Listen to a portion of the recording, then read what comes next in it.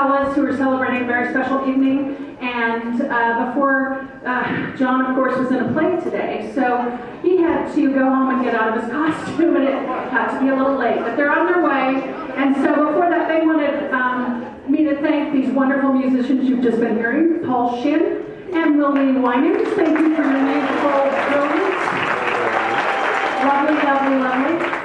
And there's a special number that they asked our friends Molly and Zach to perform this evening. Molly Denhoff and Zach Stevens. I keep saying it wrong. Stevenson. Please give us your music. Thank you. Thank you.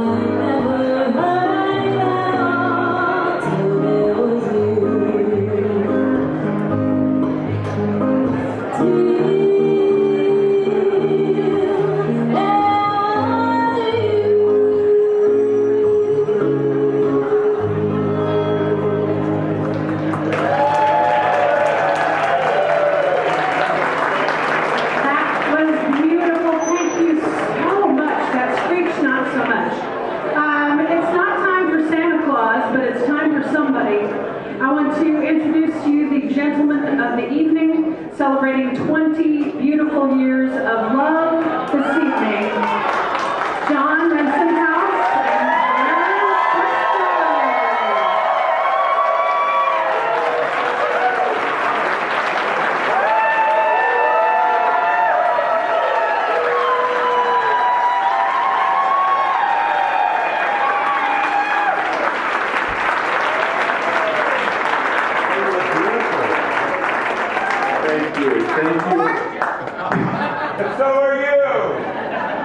Thank you, everyone, for being here. Before we get started with our 20th anniversary celebration, I swear to Molly, Zach, I swear to you, it is actually our 20th anniversary. We met exactly 20 years ago tonight. 5 years ago this morning, we were engaged and, have done nothing about it. But before we get to the proceedings, there are some people that I want to thank really quickly because I don't want to forget to thank them this evening. First of all, Molly Denhoff and Zach Stevenson. I just put out the word asking if any of our vocally talented friends would be willing to sing something, and they stepped forward, and we are so grateful for that. Also, Paul Shin, who is on the piano, who made it, there he is up there, and Lucy Wyman as well, all evening long. I'd like to acknowledge the costuming help from Sarah Oliver. And it also happens to be Sarah, where Rich disappeared to. It also happens to be Sarah and Greg Oliver's anniversary. 25? I think it's their 25th anniversary? 22nd anniversary.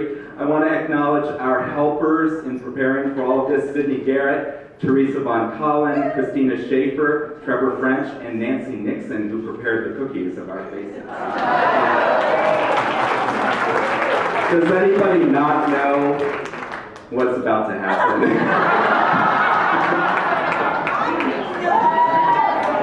I heard that Logan Black doesn't know what's about to happen here. I'm going to hand this off to John. Yeah, I guess we're dressed a little funny for an anniversary party, but it feels good. Thank you all for being here. I want to acknowledge a couple of people who have come a very long distance to be here. Some people came from California, John McCarthy and Tom Smith. Here they are.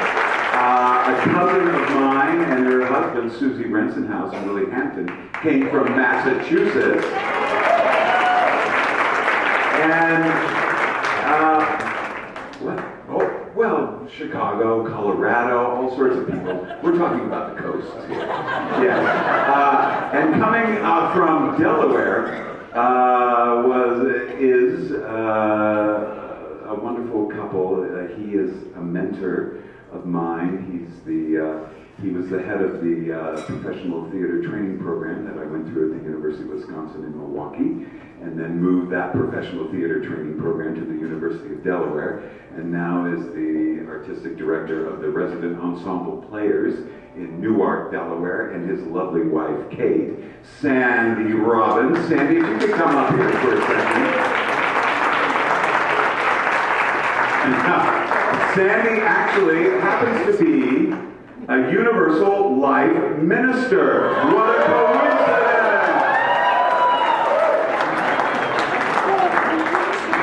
Indeed.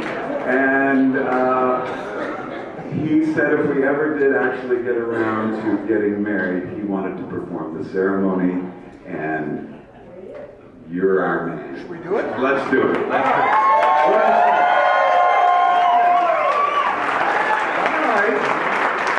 Dearly beloved, like me, I'm sure you cannot imagine any two people who more deserve a great life partner than these two. And I know it's a great joy for all of us to be here tonight to participate in the creation of a future that isn't here at the moment, but will be shortly. John and Darren would like to call up some special people to be official witnesses this evening. So first, if John's sisters Nancy Nixon and Sharon Rensenhouse would join us up here.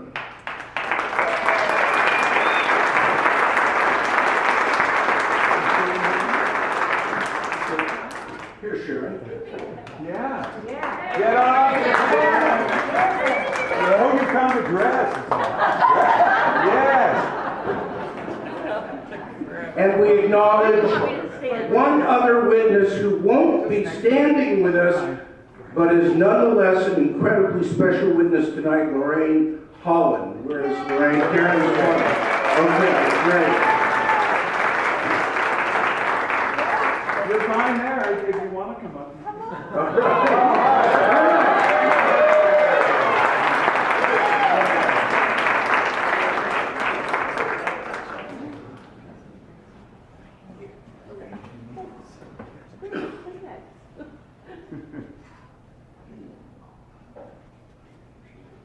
Oh. It's an important job. Without those wings, we're in serious trouble about 5 minutes from now. So. Yeah. All right, so our work tonight is as old as time. The joining together of two wonderful people into what the American poet Betty Andrews called Track. So I was going to ask Paul Shin at the piano here if his fingers could achieve that kind of dramatic sweep, and that absurd idea made me realize that our 2 decades have not been lived with a full orchestra. You'd think that they would have been, our lives enriched by all of the dramatic people in this room. All of these people that we love, many of whom tell stories at emotional extremes. But in all honesty, our daily love story would be underscored by a single keyboard, albeit at a great piano like the one that Paul is able to play tonight here. I think I learned very quickly, early in our time together, that our love is best at a basic string. It is comforting and respectful. And now that I'm analyzing it, it sounds dull, although it doesn't feel that way to me. And my promises, my vows for our continuing journey are grounded in that simplicity. I promise to always listen to you, of course, but to also hear you, and to only step in with guidance when I sense that you need it.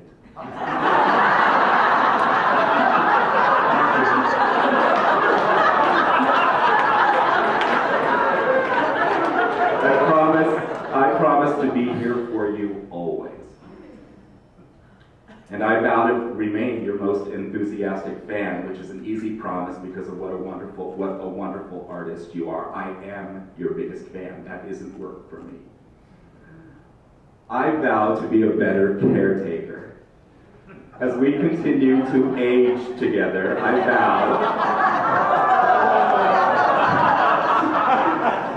vow to accept that there will be illness and injury and that it deserves patience and empathy. And I will let my love for you make me better at all of that. I promise to always believe in you. You are kind and loyal and gentle, and it's easy to believe in you. You are my best friend, and I will love and respect you always. I vow to continue to support our life together, not only in these sweeping full orchestra promises, but in the small notes, by letting you pour the boiling water for your weird morning concoction first, just in case we run out, by carefully washing your wine glass from last night, by making the bed with you each morning, or even doing it all on my own if you're busy, by quietly accepting your advice about driving, by remaining mostly silent during the evening news and then Wheel of Fortune, by carefully testing and evaluating every single pie that you make, by speaking honestly about the outfits that you're unsure of, by noticing that you got a haircut, by holding your hand even more often than I do, by telling you that I love you as much as you say that to me.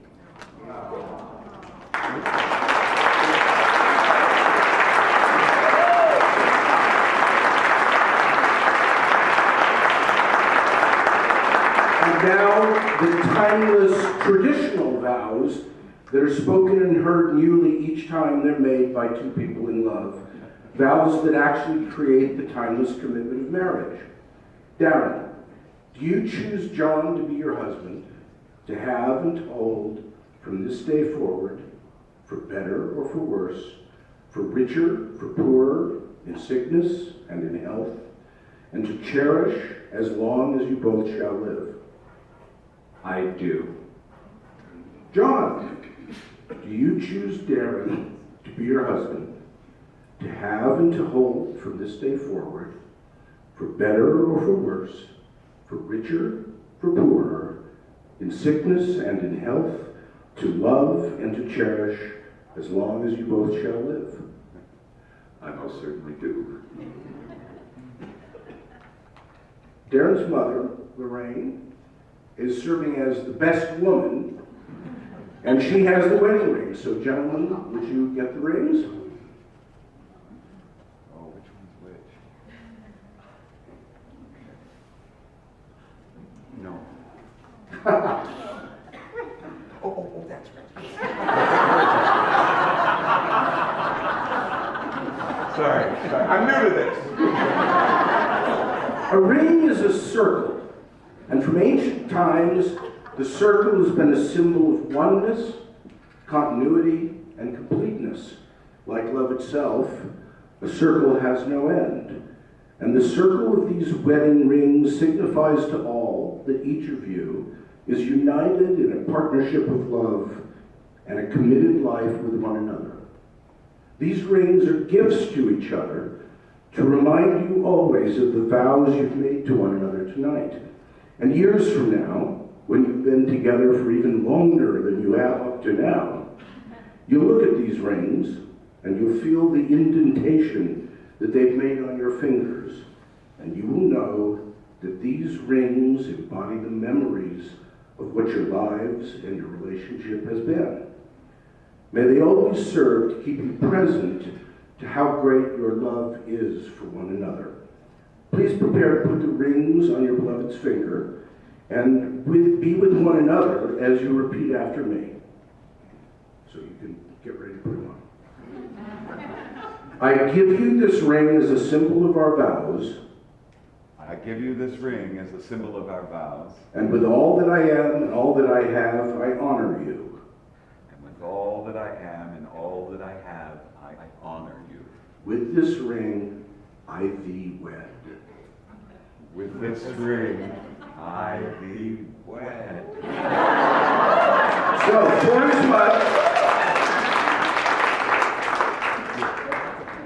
for as much as you, Darren Sextro, and you, John Renson's house, have before these witnesses pledged your love each to the other, and have declared the same in the giving and receiving of rings, by the authority vested in me, I pronounce you married.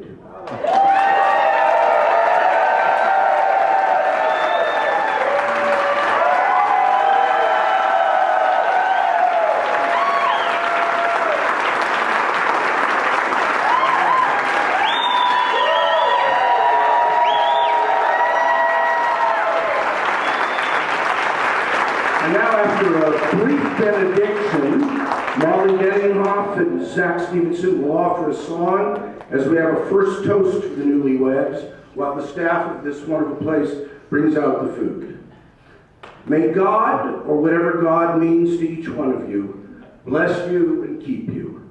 May God's face shine upon you and be gracious unto you. May God give you the grace not to sell yourself short, the grace to risk something big for something good, the grace to remember that the world is now too dangerous for anything but truth and too small for anything but love. May God take your eyes and see through them. May God take your lips and speak through them. May God take your hands and work through them.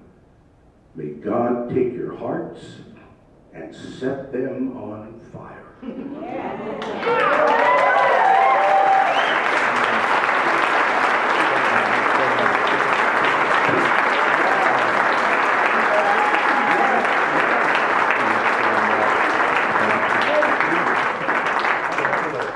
Here's a little toast. I hope you all have drinks, and they're going to bring out some food, and we're going to have some more music now, right?